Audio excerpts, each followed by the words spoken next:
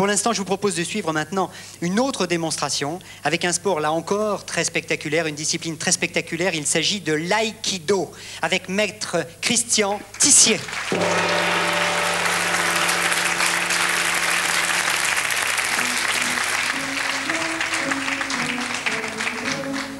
Alors l'aïkido, Pierre-Yves Benoliel. Je crois que justement, il faut faire la distinction entre sport et art martial.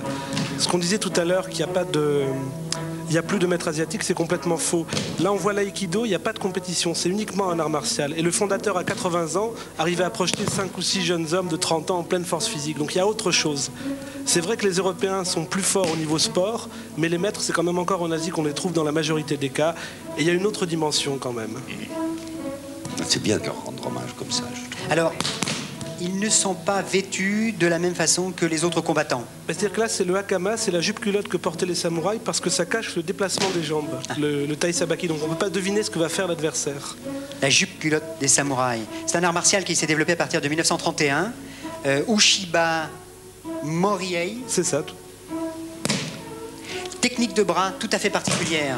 C'est toujours le mouvement circulaire, toujours le cercle. Tout se fait en cercle et en spirale avec l'utilisation de la force centrifuge et centripède. Et le contrôle du corps. Regardez le travail de Christian Tissier, 6e dan, qui est le DTN de la Fédération française d'aïkido. Moi qui suis un béotien, définissez, je pose des questions bêtes, mais après tout, peut-être qu'il y en a d'autres qui s'en posent. Définissez-moi exactement art martial. Eh ben justement, enfin on va voir le kung-fu tout à l'heure. Il y a un monsieur qui s'appelait Bodhidharma qui est arrivé en Chine. Avant son arrivée, on pratiquait un art de combat pour se battre, pour être le plus fort. Mais Bodhidharma a amené ce qu'on appelle le wuté, c'est-à-dire une dimension mentale où on pratique finalement pour une réalisation personnelle et pas seulement pour être le plus fort. D'accord.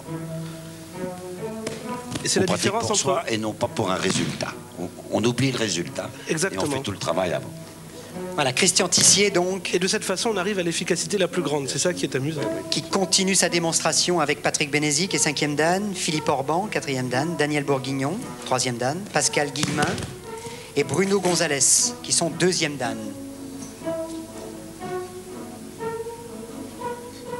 Alors justement, Ueshiba, le fondateur de l'aïkido, c'est un très bon exemple parce qu'on est passé... Au début du siècle, c'était encore le truc des samouraïs pour tuer, et en quelques dizaines d'années, c'est devenu un budo, c'est-à-dire une voie martiale pour se réaliser. Budo, littéralement, ça veut dire arrêter la lance, mettre fin à la guerre. Donc c'est arriver à la paix, mettre fin à la violence, c'est un peu ce qu'on est en train de voir. Ce qui est très important en aïkido, c'est le fait de faire des contreprises pour retourner la force de l'adversaire contre lui-même. C'est ça, je crois. Hein. On utilise sans arrêt la force de l'adversaire. Est-ce que c'est pas une généralité de tous ces sports asiatiques, d'utiliser la force, la puissance de l'autre, son déséquilibre à son profit? Oui, c'est une généralité en tout, y compris en lutte libre ou en politique. Oui.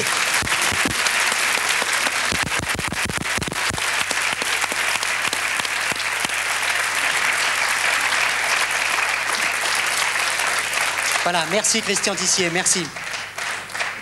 Merci pour cette démonstration d'aïkido. On va passer maintenant encore à une autre démonstration, avec cette fois un sport qui est une sorte de science de la souplesse. Et c'est un sport qui n'a pas forcément une bonne réputation, c'est le jujitsu.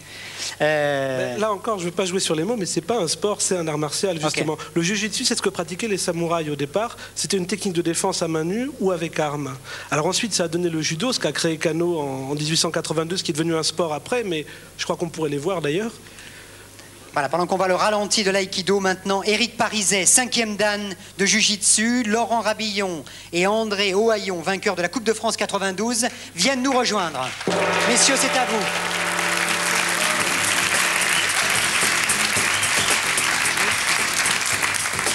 Alors, la différence, par exemple, avec l'aïkido qu'on a vu juste avant. Alors, dans le Jiu-Jitsu, qui est donc l'ancêtre du judo, on va voir qu'il y a des projections, des coups frappés et des clés. Alors que voilà, là, par exemple, on va avoir des prises qui ressemblent. Voilà, ça ressemble à du judo. On retrouve dans le judo. Là encore, projection soutenu. Clé de bras. Le jiu-jitsu dérive du judo et le aïkido dérive du sabre. C'est pas la même origine.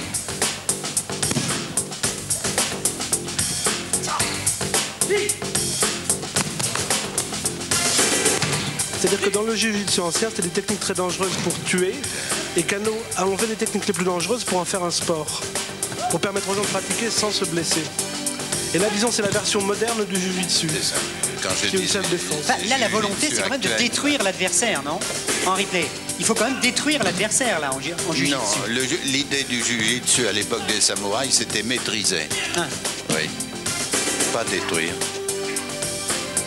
Maîtriser, vous voulez dire neutraliser un adversaire. Comme ici, Oui, on voit la c'est clé de ça, bras oui. qui vient de Pas le faire. détruire. Parce qu'ils ne se battaient plus au Japon.